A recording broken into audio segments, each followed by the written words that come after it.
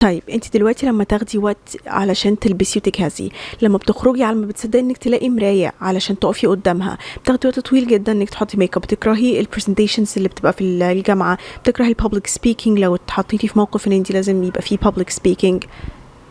ايه كل ده نقول عليه ايه؟ يعني ردي كده على نفسك، الحاجات دي كلها نقول عليها ايه؟ lack of something، يعني في حاجة عندك واقعة، اوكي؟ حاجة مهمة. انا متأكدة انت بتاخدي وقت طويل قد ايه قدام المراية، اللي هو انا مش راضية. طب وتقفي تقعدي تلفي 360 درجة 500 ألف مرة علشان طب ده حلو مش حلو مش عارفة ايه، طب هغير، وفي الآخر بجد ما بتطولي، لا أنا مش هلبس الطقم ده. فانتي أصلا محتاجة تبطلي الموضوع ده. انتي نفسك اكيد مش مرتاحة في الموضوع ده، او في طريقة تفكيرك دي، ان انتي مش عارفة تلبسي ايه، او على طول لازم انا تمام ابص في المرايات، اخد وقت في الميك اب وتنهاري بقى مثلا. يعني بعض الناس بتنهار، لا خلاص مش هنزل، لا انا مش عارفة ايه. فده lack of confidence. lack of confidence دي مش حاجة بسطاكي، بغض النظر ده lack of ايه او نقص في ايه، اوكي؟ طبعا انت محتاجه، انت مستشفى انها ممكن تكون قله ثقه بالنفس. طيب نيجي لسؤال مهم قوي. طالما انت عارفه الحاجات دي عندك وعارفه ان الحاجات دي مش مريحاكي، ليه مستنيه فيديو مثلا زي ده يطلع لك عشان يقولك تعملي ايه؟ طب افرضي فيديو زي ده ما طلعلكيش خالص، هتعملي ايه؟ يعني ما ينفعش تبقي من نوع الناس اللي هو ايه، انا هستنى حد يشجعني، انا هستنى حد. طب ما عشان افرضي ما جاش، اوكي؟ ما ينفعش تغني ظلموه في الاخر. خلاص، دي اول حاجه. تاني حاجه، انا ما اعتقدش ان ده اول فيديو تشوفيه في الموضوع ده، فانتي الفيديوهات اللي قبل كده اللي اتفرجتي عليها ما اثرتش، فبالتالي انتي لما شفتي فيديو زي ده بعنوان زي ده رحتي دوستي عليه عشان تشوفي الدنيا، او هعمل ايه، او عايزه حد يشجعني. هي مش حاجه وحشه، اوكي، انك اوكي واعيه على نفسك وعايزه تتغيري، بس طب خلاص، يعني بعد ما تشوفي ده، هل ده الفيديو الفيصل؟ الفيديوهات اللي قبل كده ليه ما كانتش الفيديوهات الفيصل؟ ليه ما تحركتيش وليه ما عملتيش حاجه علشان تحسني نفسك وحياتك وطريقه تفكيرك وقدرتك على اتخاذ القرار؟ يعني الدنيا لسه ما نشفتش معاكي، انت مش عارفه ليه بكره لما تكبري اكتر القرارات اللي المفروض تاخديها في حياتك هتبقى عامله ازاي، وانت مش عارفه تلبسي ايه، او مش واثقه في نفسك او في شكلك، وكل شويه تبصي الطرحه مظبوطه، عايزه اروح الحمام اظبط نفسي، اعمل ريتاتش للميك اب، اشوف اللبس. ايه ده؟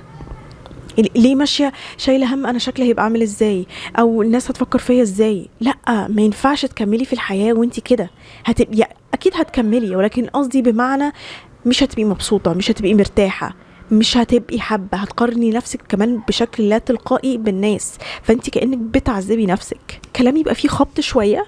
خلاص، يعني برضو لو فيديو طبعا ده ما عجبكيش افتحي فيديوهات تانية في نفس الموضوع، ولكن مش شرط كل الكلام يبقى طبطبه. في كلام فعلا اللي هو لا خلاص، يعني خلاص هتفوقي، يعني انت عايزه ايه اكتر من كده؟ مستنيه كام سنه عشان تتحركي، عشان تغيري طريقه تفكيرك؟ ما هي الفيديوهات دي على فكره خلي بالك، انت لو اتشدتي او اتحركتي من الفيديو ده شويه وكاني ما قلتش حاجه، خلاص، لان ايه، ما هو ده الشغف اللي بيروح وبيجي، ما شغفك اكيد بيروح وبيجي كذا مره، اوكي؟ فانت محتاجه تشتغلي على نفسك، محدش هيمسكك من ايدك. الفيديوهات دي ما بتمسكيش من ايدك وتكمل معاكي، هي بتحطك على اول الطريق وتديكي نصيحه. انت اللي كل شويه بتفتكري الكلام اللي عجبك في يوم من الايام في فيديو من حد معين او حد قالك عامه، وانت بتكملي على اساسه حياتك وبتاخدي القرارات دي في حياتك. ولما تفقدي الشغف برضو بتكملي، علشان انت ما تمشيش تبع الشغف بيطلع وبينزل، هتبطلي، فاهمه ازاي؟ انت الرقيبه على نفسك، انت اللي رقيبة على نفسك. الفيديوهات دي بتتفرجي عليها على حسب مدتها، ربع ساعة نص ساعة وبتخلص. انت اللي بتاخدي بقى المعلومات دي وبتفضلي تكملي بيها طول حياتك، يا اما تفضلي تشغلي بقى فيديو اليوتيوب كل شوية، كل ما الشغف يقل، ولكن مسيرك برضو تزهقي، مسير ان الفيديو ما يديش نفس الافكت اللي كان بيديهولك من الاول خالص، صح ولا لا؟ ما الواحد بيزهق. اذا كنتي بتزهقي من الاغاني مش هتزهقي من كلام عادي من غير اي الحان. فخلي بالك، انت رقيبة على نفسك،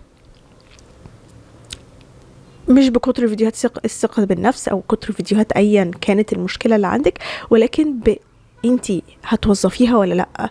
انتي بتتفرجي على الفيديو خلاص عشان ترضي ضميرك قال يعني، ولا فعلا هتعملي بيها؟ اوكي، فوقي، ركزي، انتي اللي بتاخدي القرار مش حد تاني، حياتك انتي اللي بتعيشيها مش حد تاني، انتي اللي بتخططيها ومش حد تاني. فاي حاجة تضايقك في حياتك دي بسببك مش بسبب حد تاني، ودي انتي ممكن تشوفيها حاجة وحشة، ممكن تشوفيها حاجة حلوة، ولكن هي حاجة كويسة ان حاجه مش عاجباكي غيريها. اوكي، علشان لو انت لا انا يا ريت حد تاني ماسك لي حياتي، هتتضايقي تقولي هو ليه ماسك لي حياتي، انا عايزه اعمل كذا. فسواء ده او ده تحسي ان الموضوع برضو مش هيعجبك. فلا، هو احسن حاجه وافضل قرار ان انت مخيره بس.